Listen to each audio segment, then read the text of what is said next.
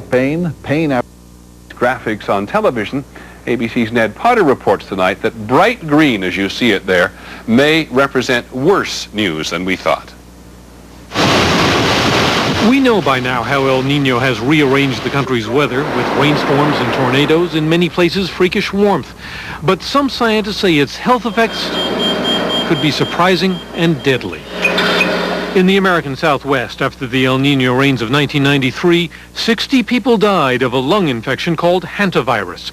It is spread by rodents, whose numbers, doctors say, increased tenfold because the rain nourished the vegetation where they lived. Biologists say the rodent population is now returning to 93 levels. The El Nino is certainly an important factor, at least one important factor in driving these potential outbreaks. Something else scientists see is that the mosquito population is blooming in many places. Mosquitoes can carry such diseases as dengue fever, encephalitis, or malaria. Other researchers are watching tick populations, which can spread Lyme disease and Rocky Mountain spotted fever. Even allergies and asthma are on the rise because warm weather is good for the plants that produce pollen. I think we're going to see a tremendous amount of patients who have mild allergies in the past who are going to have very significant symptoms this spring, much worse than they've had in the past. Some scientists even argue that the unusual climate this year could become permanent because of global warming. We can use El Nino as a window into the future of possibly what climate change will bring. It is crucial, though, to temper such warnings. Though it may stand to reason that tropical moisture promotes tropical disease, many scientists say that modern medicine and sanitation can prevent any outbreaks from turning into epidemics. So the bottom line, the El Nino itself is weakening, but some of the troubles it brings may still be incubating. Ned Potter, ABC News, New York. El Nino has opened so many windows on the weather for people to look through. Time and time again we find that it has had an unanticipated effect on nature. ABC's Jane Clayson tonight on some other examples. In California this winter, people are cutting back. Trees are coming down as fast as the rain. Property owners are worried that loosened roots might mean crushed roofs. Probably 50 to 60% of our calls are in relation to El Nino and the concerns over the trees. Almond growers are worried about their trees too. The groves are swamped, but the bigger problem is the bees. They won't fly through all the rain, and there's no pollinating without them. So if the bees don't fly and the pollen's not moved, then basically we lose out, and you won't get any nuts on those bloom. Yields may be down as much as 20%. In the Northeast, many birds didn't fly their normal routes either. Thrushes and mourning doves and robins and blackbirds and even hummingbirds wintered much further north than they normally do. The mild winter in Wisconsin means the deer population will grow by nearly half. And in Yellowstone National Park, buffalo have plenty to eat. Last year, hunters shot more than 1,000 bison when they wandered outside the park in search of food.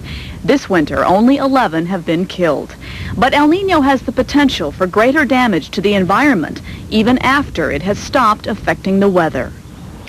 In Southern California, El Nino has created a heavier crop of grass and vegetation this year, which brings with it another problem when things dry out: fuel for an intense fire season. Deserts of the Southwest are already ablaze with wildflowers that will cover the region with the most vibrant show in more than a half-century. While on a beach in Oregon, El Nino uncovered 2,000-year-old tree stumps. There have been many things to marvel at in El Nino's wake, some of them beautiful. Jane Clayson, ABC News, Los Angeles. So many effects from a large pool of water, warm water, of course, in the Pacific. When we come back, why is your tax money going to feed people who are, shall we say, no longer here?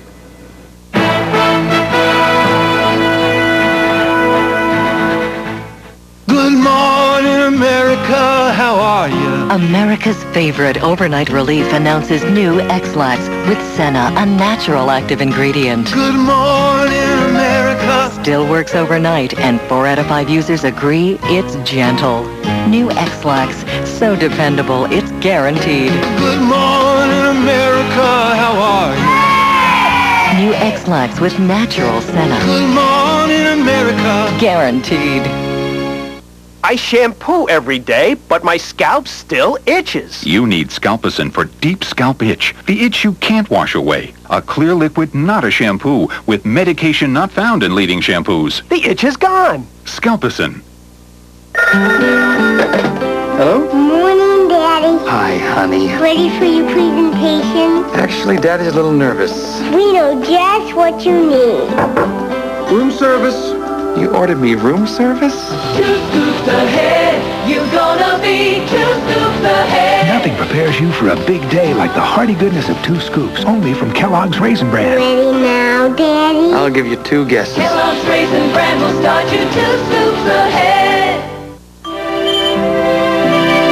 The U.S. Postal Service, with new automated systems from Lockheed Martin, is speeding the delivery of billions of pieces of mail and the occasional birthday present from Uncle Will.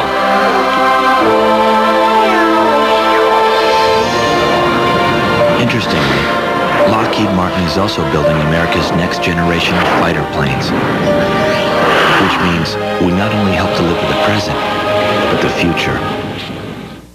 It feels strong and dependable, yet refreshing. Fix-It & Fresh, a stronger, longer hold, combined with a cool, crisp sensation. Fix-It & Fresh, and forget it. Tonight, the heartwarming story of how a dog gave a young boy a second chance at life. This is unique, and I frankly don't expect to have the experience again. We dare you not to cry when you hear their story. 2020 Monday at 9, 8 Central. Finally from us this evening, our weekly report on how the government spends your money. There's always a debate about who should qualify for what kind of federal aid. But we reckon there would be very little question about how much assistance someone needs after they have died. Here's ABC's John Martin. What happens when a person receiving food stamps dies? It's become a question of national concern. In the case of Patricia Fitzell, nothing happened. The stamps kept coming. Her 51-year-old daughter, Nani Hagan, forged her signature and kept cashing them. The same was true of Antoine White. For 8 months after his death, his mother, Sabrina King, cashed his food stamps.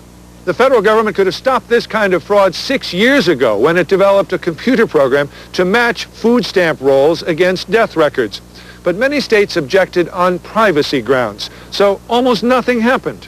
But now, at the request of Senator Richard Lugar, the General Accounting Office has uncovered just how serious the problem is. In the 4 states it examined, New York, Texas, California, and Florida, it found the names of 26,000 dead people on the food stamp rolls. Stamps sent them in a 2-year period were worth $8.5 million. I was surprised this number of persons have come through, but I attributed it largely to a lack of proper reporting by recipients, by those applying for the stamps, failing to report the death of a member of the family. Tomorrow, Senator Lugar plans to introduce a bill to require a match of federal food stamp and state death records. So, after 6 years of having the technology to do it, Congress is finally thinking of insisting the states do what's right. Take dead people off food stamps in a timely fashion, saving as much as $15 million a year. It's your money. John Martin, ABC News. That is our report on World News Tonight. Later on 2020 Monday, the mysterious former doctor who may have poisoned dozens of people. And on Nightline, the anti-abortion activists in the name of the Army of God. I'm Peter Jennings. Have a good evening. Hope we'll see you tomorrow. Good night.